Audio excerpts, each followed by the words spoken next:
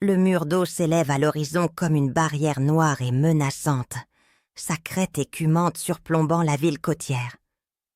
Le monde semble suspendu dans un silence oppressant, où chaque détail se grave dans ma mémoire comme un instant figé dans le temps.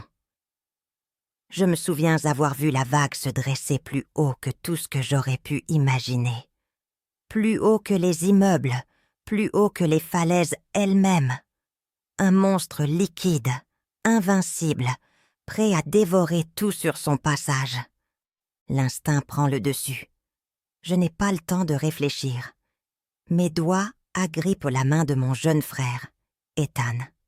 Je le tire avec moi, courant aussi vite que mes jambes épuisées me le permettent. Les hurlements des gens autour de nous résonnent comme des échos lointains, déformés par le tumulte grandissant de l'océan. Un regard en arrière, et la vague est déjà là, énorme et implacable. Mon cœur s'arrête. Puis l'eau frappe. Le choc est brutal. Nous sommes propulsés contre une voiture.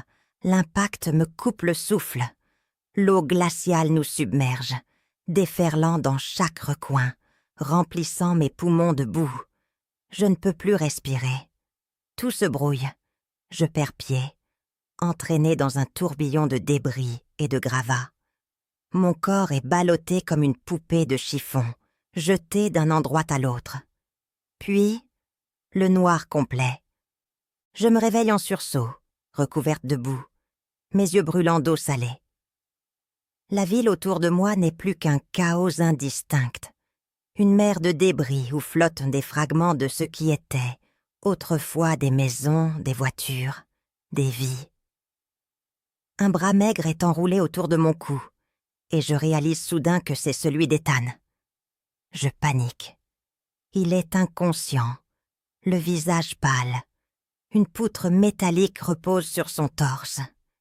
Ignorant ma propre douleur, j'arrache la poutre de ses côtes, puis je le hisse sur mes genoux. Je pousse un cri rauque pour l'appeler, mais il ne répond pas. Ses paupières ne sillontent même pas. Mon esprit tourne à toute allure. Je dois le sortir d'ici, le mettre en sécurité, mais où? Tout est noyé sous l'eau. Dans un sursaut de détermination, je le hisse sur mes épaules et je me ferai un chemin à travers l'enfer aquatique. Nous dérivons sur ce qui semble être un morceau de toit arraché. L'eau nous pousse inexorablement vers les profondeurs de la ville. Autour de nous, d'autres silhouettes s'accrochent désespérément à tout ce qui flotte. Une femme pleure, appelant le nom de son bébé, qu'elle ne parvient pas à retrouver. Je tourne la tête pour ne pas voir ce qui se passe quand un courant la fait basculer en arrière.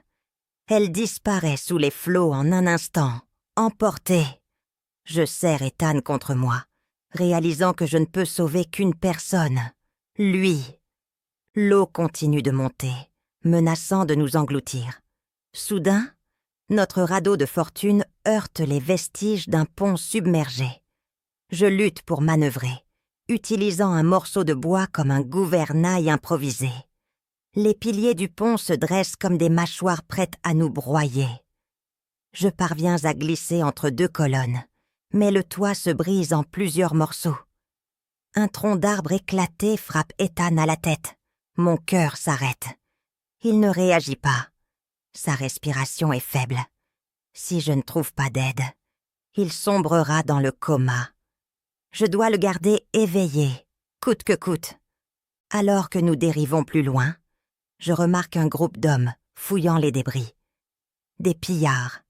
Ils se retournent vers moi et je sens la terreur m'envahir. Si ces hommes découvrent que je suis seule avec Ethan, ils prendront tout ce que nous avons, même si ce n'est rien. Je plonge sous l'eau, me cachant derrière un tas de débris flottants. Je retiens ma respiration, les mains crispées sur le bois, jusqu'à ce qu'un des pillards s'approche, scrutant les environs. Il est sur le point de nous voir, quand un autre l'appelle au loin. Je pousse un soupir silencieux de soulagement, me glissant discrètement hors de leur champ de vision. Les heures passent, et le toit sur lequel nous dérivons commence à se désagréger. Des clous rouillés s'arrachent, des morceaux de bois se fendent. Je m'accroche, utilisant mes mains ensanglantées, pour essayer de réparer ce qui peut l'être. Chaque effort est une torture, mais je n'ai pas le choix. Si notre radeau cède, c'est la fin. Le radeau tient à peine, mais c'est suffisant pour flotter. C'est alors que je le vois. Un crocodile, probablement échappé d'un zoo prochain, glissait silencieusement dans notre direction. Ses yeux jaunes sont fixés sur Ethan. Je suis pétrifié. Le crocodile tourne lentement autour de nous.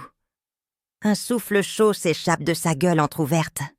Je ramasse une tige métallique flottante et la brandis maladroitement. Le crocodile fonce. Je frappe de toutes mes forces. Le métal claque contre ses écailles, mais il revient à la charge.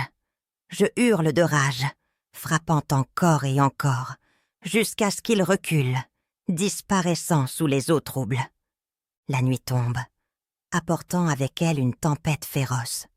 Le tonnerre gronde, les éclairs déchirent le ciel, chaque vague menace de nous renverser. Je serre Ethan contre moi, essayant de le réchauffer, mais le froid mordant s'infiltre dans mes os. Nous sommes trempés, épuisés, et je ne sais pas combien de temps nous pourrons tenir. Les vagues nous frappent, déchirant presque les vêtements de notre dos. Chaque mouvement devient un combat.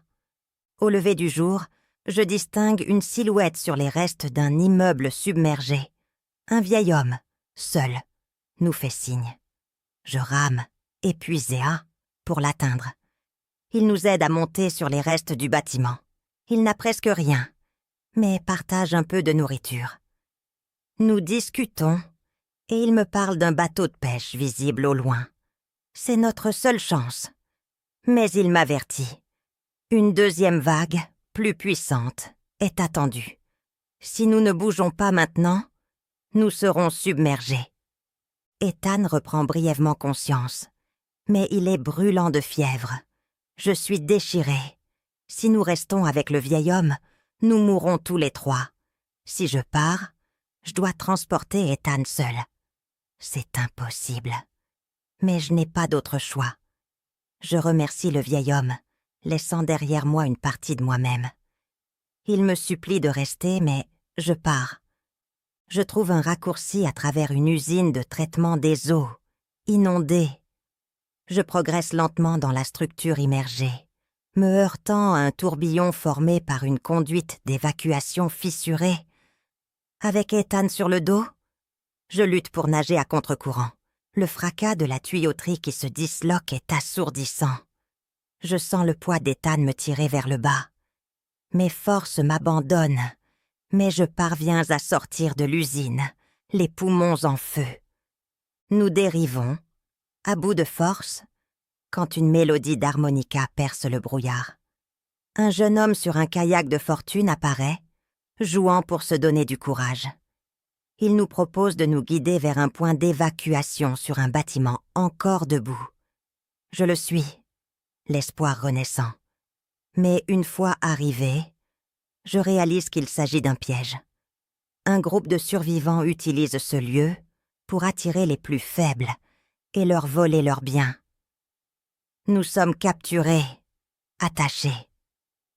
Le jeune homme, un traître, m'adresse un sourire sinistre avant de disparaître. Je fouille mes poches, trouvant des morceaux de métal ramassés dans l'usine. Je libère mes mains, puis Ethan, avant de fuir, les balles sifflant autour de nous. Nous nous jetons dans l'eau, fuyant les survivants armés. Nous traversons un cimetière de bateaux échoués. L'eau stagnante est remplie d'hydrocarbures et de cadavres d'animaux. Un faux pas et je me retrouve piégée sous l'épave d'un navire. Je coupe une partie de mes cheveux coincés dans un hublot brisé pour m'échapper. Les heures passent et la faim me rend folle. J'hallucine, croyant voir mes parents sur les rives. Je manque. De tomber plusieurs fois, je me parle à moi-même, me forçant à me souvenir de pourquoi je dois continuer. Enfin, le bateau de pêche est en vue. Mais la deuxième vague s'élève à l'horizon, plus haute que la précédente. Je rame avec un morceau de bois, mes muscles brûlants, pour essayer de rejoindre le navire. Je l'atteins, mais il est déjà surchargé. Le capitaine refuse de nous prendre. Désespéré, je me hisse à bord, soulevant Ethan derrière moi. Des mains tentent de nous repousser, mais d'autres nous sauvent. La vague frappe de plein fouet, brisant le bateau en deux. Nous sommes emportés par les eaux. Je retiens Ethan à bout de bras, essayant de ne pas sombrer. Puis, la coque se brise, et je plonge dans l'abîme avec lui. Nous nageons, luttant contre les remous. J'attrape sa main dans l'obscurité, mais l'oxygène manque. À 2 doigts de perdre connaissance, nous remontons à la surface. Alors que je me sens sombrer, un hélicoptère apparaît. C'est Ethan, miraculeusement réveillé, qui parvient à agiter faiblement la main. Nous sommes secourus. Épuisé, je m'effondre en larmes. Nous avons survécu. Mais les horreurs de ces dernières 48 heures resteront gravées en moi à jamais.